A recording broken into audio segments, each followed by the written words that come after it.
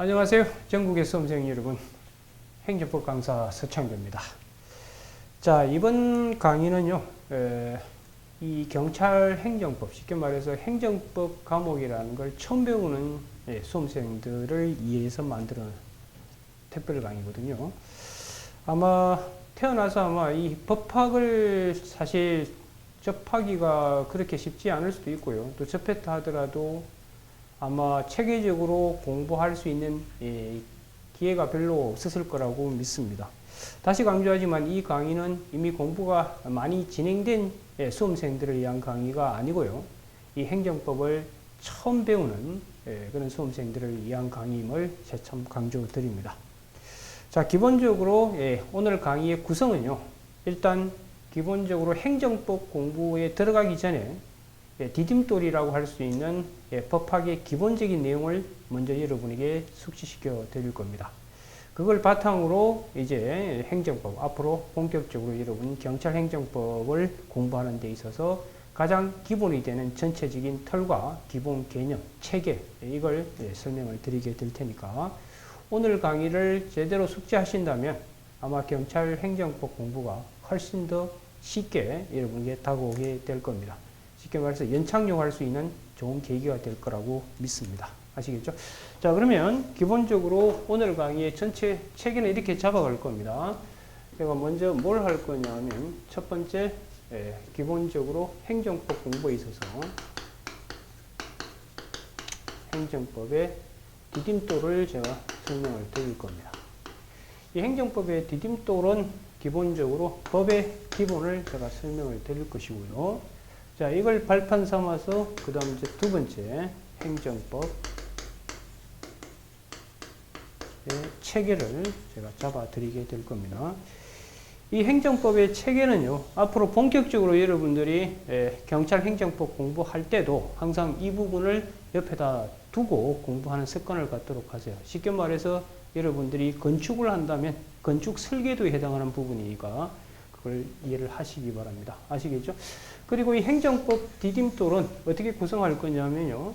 기본적으로 첫 번째 제가 법이 뭔지 이 부분부터 출발할 겁니다. 그 다음 두 번째 모든 법의 출발이라고 할 수 있는 게 여러분 뭔지 아시죠? 민법하고 그 다음 우리가 배우게 될 이 행정법, 이 행정법을 제가 비교를 해 드리게 될 겁니다. 아마 앞으로 여러분 시험 문제에서도 뭐 비교하라, 뭐 비교해서 설명하라 이런 문제가 많이 나오게 될 텐데 어떤 걸 비교한다는 것은요.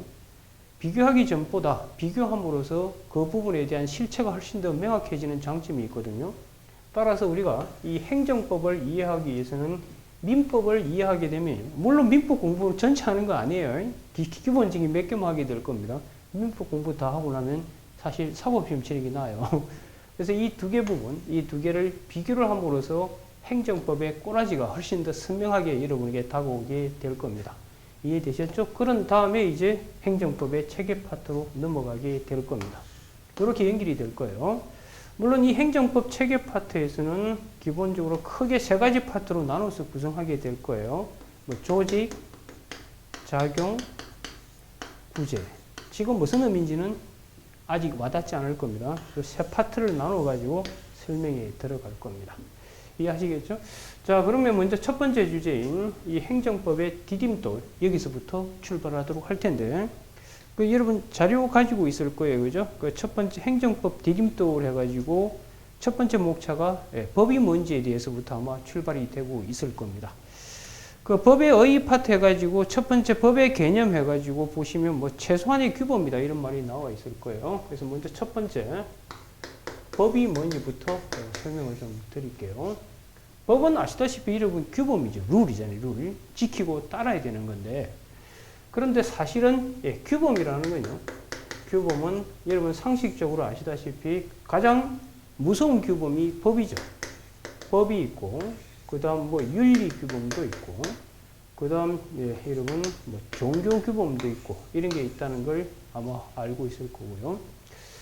그런데 이 법은 뭐냐 하면 우리가 개념을 보통 최소한의 규범으로서 최소한의 규범. 누가? 사회 공동체에서 지켜야 할 사회 공동체에서 지켜야 할 최소한의 규범으로서 여기서 국가 공권력에 의해서 강제가 되는 거예요. 강제. 이 요소가 들어가면 우리는 법이라고 이야기를 하는 겁니다. 반면에 여러분들 그 윤리라든지 종교 이것도 여러분들 규범은 규범이죠. 지켜야 되는데 안 지켰다고 해가지고 국가 공권력에 의해서 강제되지가 않습니다. 그죠? 이웃 어른 보고 인사 안 했다고 잡아가요? 그건 아니죠. 그죠? 종교 규범도 마찬가지고. 근데 법, 여러분들 음주운전 하지 마라. 그 다음 뭐 살인 저지르지 마라. 근데 이거 안 지키면 어떻게 되죠? 국가 공권력에 의해서 얻어 터지죠. 예, 그게 이제 강제성이 있다라고 이야기를 하는 건데. 자, 그런데 여러분 여기서 하나 이해를 하셔야 될 게, 이 법이라는 건 왜 만들었느냐? 자, 만약에 여러분들 원시 공동체 사회를 한번 생각해 보시라고요. 제가 이 친구한테 지금 돈 1억을 빌려줬어요. 그런데 안 갚아요. 그럼 어떻게 하면 돼요? 이제 칼 들고 가죠. 칼 들고 가가지고 내놓을 때까지 아마 협박을 하죠. 그래도 진짜 안 주면 또 죽이겠죠. 그러면 그것도 유족들이 저를 또 죽이러 오겠죠. 하염없이 어떻게 일이 벌어지죠? 피해 악순환이 아마 벌어질 겁니다. 그래서 어떻게 하느냐면 공동체 사람들이 모여가지고 하나의 약속을 하는 거예요. 이런 일이 벌어졌을 경우에는 어떤 사람한텐 하나의 권리라는 걸 배분하고 어떤 사람한텐 의무라는 걸 배분하고요. 그리고 의무가 배분된 자가 의무를 이행 안 할 때는 공동체 전체 이름으로 응징을 하자. 그렇게 해서 만들어낸 규범이 법이에요. 그래 되면 이제 아마 피해 악순환은 일어나지가 않겠죠. 그죠? 그래서 기본적으로 이 법이라고 하는 것은 권리와 의무라는 구조를 갖게 됩니다. 그래서 일정한 일이 벌어지면 법은 한 사람한테는 권리를, 한 사람한테는 의무를 배부하고요. 근데 이 의무자가 의무를 이행 안 할 경우에는 전체 이름으로 이자를 응징하는 거예요. 그렇게 함으로써 질서를 유지해 가는 거. 이게 법규범이 되는 겁니다. 이해가 되셨을 거예요. 자, 그러면 기본적으로 여러분들 법의 세계와 법이 아닌 세계를 좀 이해를 하셔야 되는데 이쪽으로 잠시 오보세요. 자, 비교를 해볼게요. 자, 첫 번째 제가 지금 법이 뭐냐부터 출발하고 있습니다. 정리하면 이거예요. 법은 사회 공동체에서 지켜야 할 최소한의 규범인데 그게 그 공동체 전체에 의해서 강제되고 있다는 거. 이게 법이다. 그리고 법이라고 하는 것은 기본적으로 일정한 일이 벌어졌을 땐 한 사람한테는 권리를, 한 사람한테는 의무를 배부하고 의무가 배분된 자가 의무를 이행 안 할 때는 전체 이름으로 이자를 응징함으로써 질서를 잡아가는 거라고. 그리고 쉽게 말해서 제가 이 친구한테 돈 1억을 딱 빌려주잖아요. 그러면 우리는 민법을 만들어 놨다고. 공동체 이름으로. 그러니까 민법은 돈 빌려준 자한테는 돈 빌려간 자한테 돈을 달라 할 수 있는 힘을 준다니까요. 그 힘을 뭐라고요? 권리라고 그래요. 그러니까 돈 빌려간 자는 돈을 갚아야 될 부담을 준다고요. 그게 이제 의무가 되는 겁니다. 이해가 되셨을 거예요. 그래서 결론부터 말하면 권리는요, 법이 부여하는 힘이 되고요. 그 다음 의무는 법이 부여하는 구속이 되는 거예요. 이해가 되리라 믿습니다. 그래서 앞으로 여러분들 행정법 공부하실 때도 계속 여러분 따라다니는 게 권리 의무가 돼요. 법학은 한마디로 줄이면 권리 의무 싸움이에요. 그래서 어떨 때 어떤 자가 권리를 갖고 어떨 때 어떤 자가 의무를 갖게 되고 의무자가 의무 이행 안 할 때 어떤 식으로 촉척하는지 그걸 다루고 있다라고 생각하시면 될 겁니다. 자, 그러면 일단 법이 뭔지는 대충 감을 잡았으니까 우리가 법이 지배하는 세계와 법이 지배하지 않는 세계를 잠시 한번 보여드릴게요. 그렇게 한 다음에 이제 모든 법의 출발이 되는 민법하고 이제 행정법을 비교함으로써 우리는 행정법의 실체가 좀 드러나게 될 겁니다. 자, 그러면 이 두 개를 한번 비교를 해봅시다. 여기에 A라는 친구가 있고 여기 이제 B라는 친구가 있다고 합시다. 그럼 A, B 두 사람은 무슨 관계냐면 지금 친구 관계예요. 자, 앞으로 여러분들 법 공부하면서 관계란 말을 자주 듣게 될 겁니다. 일상생활에서도 여러분들 뭐 친구 관계니 연인 관계니 많은 관계가 있잖아요. 그죠?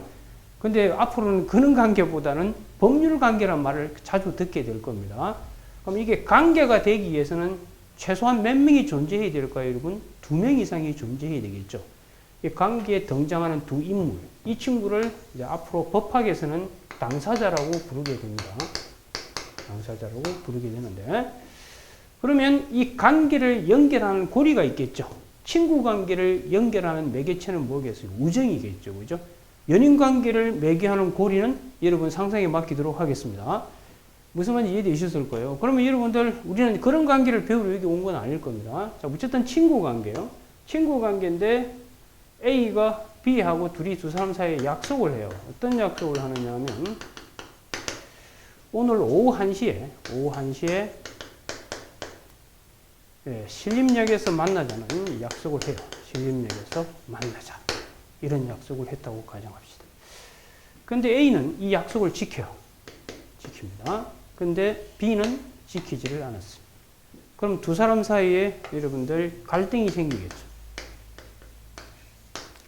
그래서 이 약이 오른 A가 B를 상대로 소송을 제기했어요. 대단한 친구죠. 이 약속을 왜 안 지키냐 해가지고 소송을 제기했어요. 그럼 이제 소송 제기했으니 법정이 열리겠죠. 그럼 여러분 상식적으로 법원에 있는 판사는 주먹 가지고 재판할 것 같아요? 법 가지고 재판할 것 같아요? 법 가지고 재판할 거겠죠. 자, 어쨌든 소송을 제기한 요 케이스 하나하고, 그 다음 두 번째 케이스를 한번 봅시다. 여기 C라는 친구가 있고 또 D라는 친구가 있습니다. 이 두 명도 여전히 친구 관계예요.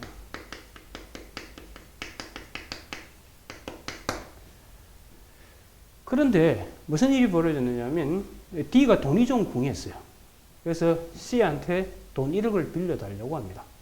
그래서 돈을 빌려주기로 해요. 빌려받고. 그래서 1억을 이렇게 빌려줘요. 자, 여기서부터 이제 중요한 변화가 생깁니다. 돈 1억을 딱 빌려주는 순간, 이런 경우를 대비해서 공동체에서 강제성이 있는 규범을 만들어 놨다니까요. 그 규범이 뭘까요? 그게 바로 민법이라고요. 민법은 글자 그대로 사인과 사인, 개인과 개인 사이에 권리 의무 관계를 규율하려고 만든 법이거든요. 그럼 이 민법에 여기서 작동하기 시작해요. 그래서 돈 1억을 빌려주는 순간 우리는 상식적으로 C는 나중에 돈 달라 할 수 있죠. 그래서 보통 채권자라고 얘기하죠. 그럼 D는 뭐라고 부르죠? 채무자라고 부르겠죠. 그죠? 왜 채권자, 채무자라는 이름이 붙게 되는가를 이제 이해하셔야 될 겁니다. 여기 보면 채무자 이렇게 될 거예요. 여기에 뭐가 들어가 있죠? 건자가 들어가 있죠? 여기에 무자가 들어가 있죠? 이 무는 어디서 나올 것 같아요? 저 의무 있잖아요. 그죠? 그러면 결국 C는 권리를 갖고 있다는 뜻이고 D는 의무를 갖고 있다는 뜻이거든요. 아까 제가 이야기 말씀드렸다시피 법은요, 공동체에서 만든 이 법은 일정한 일이 벌어지면 한 사람한테 권리를 배분하고 한 사람한테 뭘 배분한다고요? 의무를 배분한다고 그랬잖아요. 그죠? 그러니까 이 민법은 C라는 친구한테 이 권리를 준 거라고 이렇게. 그 다음 D한테는 이걸 준 거예요. 여기서 뽑아내면 결국 권리가 있고 이 친구는 의무가 있다. 이런 꼬라지가 되는 거예요.